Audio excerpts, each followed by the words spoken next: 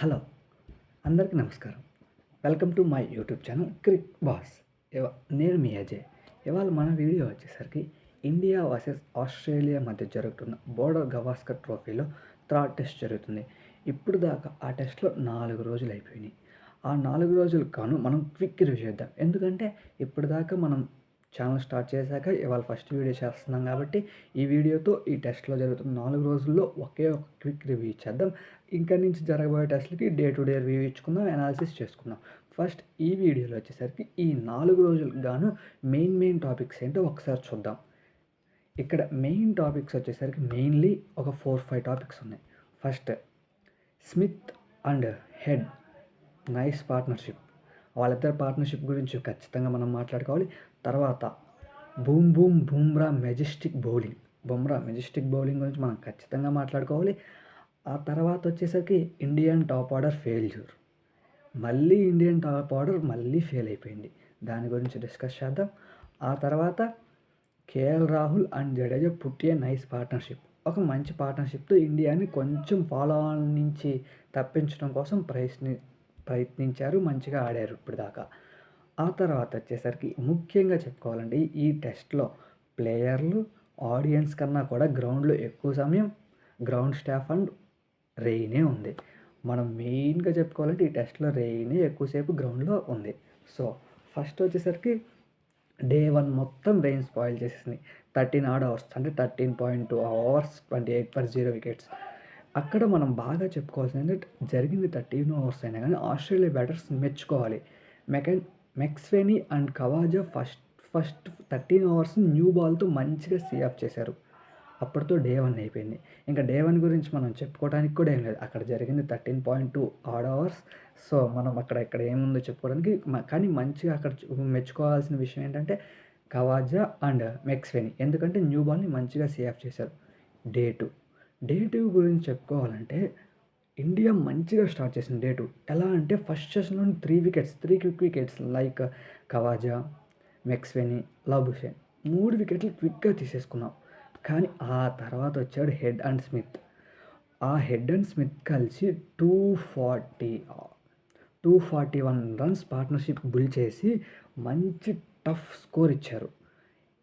కానీ మనకి తెలుసు కదా, ఎప్పుడు బ్రేక్ త్రూ కావాలన్నా ఎట్లాంటిది బ్రేక్ చేయాలన్నా మనకి ఇండియాకి ఒక ఆయుధం ఉంది కదా, ఆ ఆయుధం పేరే బుమ్రా. ఈ పార్ట్నర్షిప్ కూడా బుమ్రా బ్రేక్ చేసి వరుసగా స్మిత్ని, హెడ్ని అవుట్ చేశాడు. అలా డే 2 అయిపోయేసరికి ఆస్ట్రేలియా స్కోర్ వచ్చేసరికి 405 ఫర్ 7 వికెట్స్. సో ఇలా డే 2 ముగిసింది. ఇక్కడ మనం చెప్పుకోవాలి ఏంటంటే ఈ డే 2లోనే హెడ్ వచ్చేసి 152 కొట్టేశాడు, స్మిత్ వచ్చేసరికి 101 కొట్టేశాడు, బుమ్రా కూడా 5 వికెట్ హాల్ తీసుకున్నాడు. ఇక్కడ మెయిన్గా డే 2 వచ్చేసరికి ఈ 3 టాపిక్స్ ఉన్నాయి. ఆ తర్వాత డే 3 స్టార్ట్ అయినప్పుడు క్యారీ అండ్ స్టార్క్ మంచిగా ఫాస్ట్గా ఇన్నింగ్స్ ఆడి వాళ్ళ స్కోర్ని 405 నుంచి ఫాస్ట్గా ఆడిన క్యారీ అండ్ స్టార్క్ వాళ్ళు ఆల్అవుట్ అయ్యే సమయానికి 40 రన్స్ ఆట్ చేసి 445కి ఆల్అవుట్ అయ్యారు. ఓకే, ఇక్కడ ఆల్అవుట్ అయిపోయింది. కానీ ఇక్కడ మనం బాగా చెప్పుకోవాల్సింది ఏంటంటే స్మిత్ సెంచరీ కొట్టాడు. ఈ సంవత్సరం ఒక్క సెంచరీ కూడా లేదని విమర్శలను మొత్తం ఎదుర్కొంటూ ఒక సెంచరీ కొట్టి అందరి నోర్లు మోయించారు. దాంతోపాటు ఇండియాకి ఒక హెడేక్గా తగులుకున్న హెడ్ మళ్ళీ 150. తను ఇండియాని చూస్తే, కోహ్లీని చూస్తే పాకిస్తాన్ ఎలా ఫీల్ అయిపోతుందో ఇండియా కూడా అలా ఫీల్ అయ్యే స్టేజ్కి తీసుకొచ్చాడు. హెడ్ ఆడుతున్నాడంటే ఖచ్చితంగా ఏదో ఒకటి కొడతాడు, ఖచ్చితంగా ఏదో ఒకటి చేస్తాడని ప్రతి మ్యాచ్ కొట్టేస్తున్నాడు ఇండియా మీద. ఏమో ఎలా ఉండేవి, ఏమో పాత పగలు ఏమైనా ఉండేమో హెడ్కి ఇండియా మీద. సో అలా అయిపోయింది. కానీ ఇంత బ్యాటింగ్ పర్ఫార్మెన్స్లో కూడా మనకి దొరికిన ఒక వరం Bumrah. 6 for 76. He gonna B a massive excellent bowling చేశాడు. ఇంత బ్యాటింగ్ కండిషన్లో కూడా తనకి అపోజిట్ బౌలర్ ఒక్కళ్ళు కూడా సపోర్ట్ చేయకపోయినా తను ఒక్కడే 6 వికెట్లు తీసుకుని ఎప్పుడు బ్రేక్ త్రూ కావాలంటే అప్పుడు బ్రేక్ త్రూ ఇచ్చాడు కెప్టెన్కి. సో బుమ్రా చాలా నైస్ బౌలింగ్ చేశాడు. నైస్ బౌలింగ్ చేసి తనకి క్రెడిట్స్ ఖచ్చితంగా దక్కాల్సిందే. 6 for 76. He is a nice bowler. మనం అంత చెప్పుకున్నాం తక్కువే. ఇప్పుడు ఆ తర్వాత ఇండియన్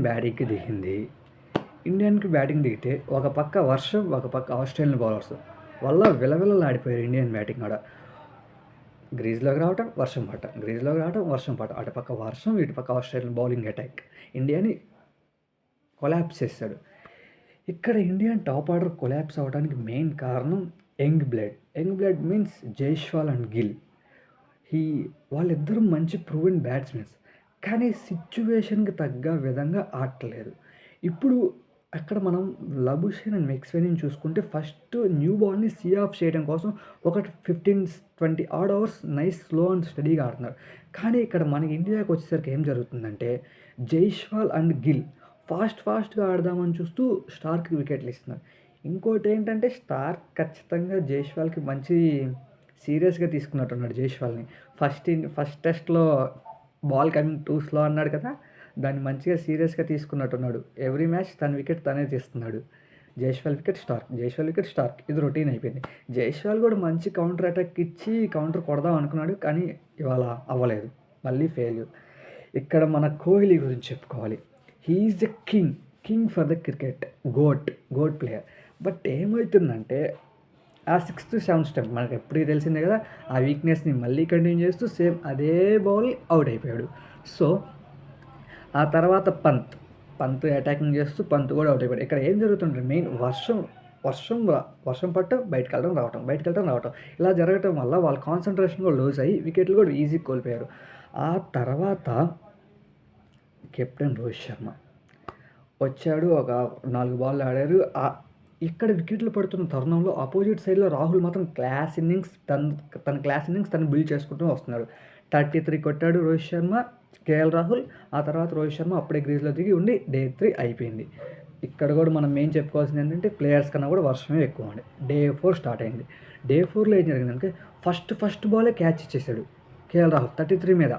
కానీ స్టీవ్ స్మిత్ కాన్సన్ట్రేషన్ లోపం ఏమో క్యాచ్ డ్రాప్ చేసేసాడు. దానికి ముందు ఇచ్చాడు, కానీ చివరిలో జరిగింది. ఇంకా 50 రన్స్ యాడ్ చేశాక ఒక మంచి బ్యూటిఫుల్ ఫ్యాంటాస్టిక్ క్యాచ్ తీసుకున్నాడు. డే 4 స్టార్టింగ్లోనే స్టీవ్ స్మిత్ ఆ క్యాచ్ డ్రాప్ చేసిన తర్వాత కేఎల్ రాహుల్ కెప్టెన్ రోహిత్ శర్మతో కలిసి ఇన్నింగ్స్ బిల్డ్ చేసే ప్రయత్నం చేశాడు. అలా ఇన్నింగ్స్ బిల్డ్ చేసే తరుణంలో వెంటనే captain Cummins, Indian captain Rohit Sharma wicket తీసేశాడు. ఆ తర్వాత గ్రీజ్లోకి వచ్చిన ఆల్రౌండర్ రవీంద్ర జడేజా ఈ మ్యాచ్కి ముందు, ఈ ఇన్నింగ్స్కి ముందు అందరు జడేజాని ఎందుకు తీసుకున్నారో టీంలో కానీ అందరూ విమర్శించారు.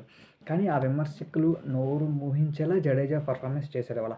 ఓకే, తను బౌలింగ్లో తన సత్తా ప్రూవ్ చేసుకోలేకపోయినా కానీ ఆల్రౌండర్ కాబట్టి వన్స్ బౌలింగ్లో విఫలమైనా కానీ బ్యాటింగ్లో తన మార్క్ ఎంతో చూపించవచ్చు.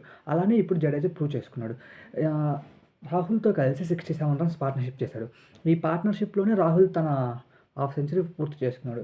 తన హాఫ్ సెంచరీ పూర్తి చేసుకుని ఈ సిరీస్లో ఒక టెంపర్మెంట్ ఉన్న ప్లేయర్గా రాహుల్ ప్రూవ్ చేసుకున్నాడు. అంటే ఎలా అంటే జైస్వాల్కి కోహ్లీకి సెంచరీ ఉంది, కానీ రాహుల్కి సెంచరీ లేదు. కానీ రాహుల్ టెంపర్మెంట్తో ప్రూవ్ చేసుకున్నాడు తన స్కిల్ని ఈ సిరీస్తో. తర్వాత రాహుల్ 84 రన్స్ దగ్గర స్టీవ్ స్మిత్కి అద్భుతమైన క్యాచ్తో వెనుదిరగాల్సి వచ్చింది. ఫస్ట్లో క్యాచ్ వదిలేసిన దానికి ఇప్పుడు న్యాయం చేసినట్టు ఒక బ్లైండర్ క్యాచ్ పెట్టుకున్నాడు. సో రాహుల్ అవుట్ అయ్యాడు. రాహుల్ అవుట్ అయిన తర్వాత మన తెలుగు కుర్రోడు నితీష్ కుమార్ రెడ్డి అంటే ఏదోటి వచ్చి T20 ఇన్నింగ్స్ 30 బాల్కి 40, 20 బాల్కి 30 అట్లా కొట్టి అవుట్ అవుతాడు అనుకున్నారు ఇప్పుడు దాకా. కానీ అదంతా రాంగ్. నేను టెస్ట్ ఇన్నింగ్స్ కూడా బిల్డ్ చేయగలను ప్రూవ్ చేశాడు. ఇవాళ కొట్టింది తక్కువ రన్స్, కానీ తను ప్రూవ్ చేసుకున్నాడు ఇక్కడ ఎబిలిటీని.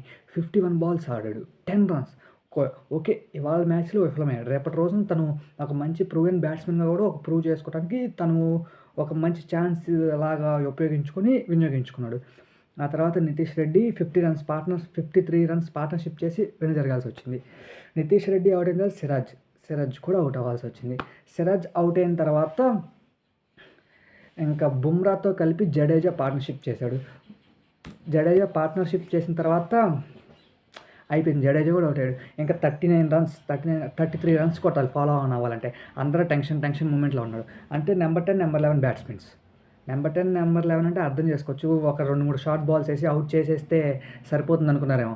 కానీ ఇక్కడ కథ మొత్తం మార్చేశారు ఆకాష్దీప్ అండ్ జస్ప్రీత్ బుమ్రా. 39 రన్స్ పార్ట్నర్షిప్తో 6 రన్స్ అదనంగా చేసి ఫాలో ఆన్ దాటి 252 ఫర్ 9 వికెట్స్తో డే ఇవాళ ముగించారు. ఇక్కడ మనం బాగా గుర్తించాల్సింది ఏంటంటే ఈ ఇన్నింగ్స్లో మన KL Rahul classy batting, Jadeja proven performance and number 10, number 11 magician partnership to avoid follow on. And then మనం బాగా మాట్లాడుకోవాల్సింది ఆస్ట్రేలియన్ కెప్టెన్ బౌలింగ్ గురించి. 4 వికెట్స్ ఫర్ 80 రన్స్.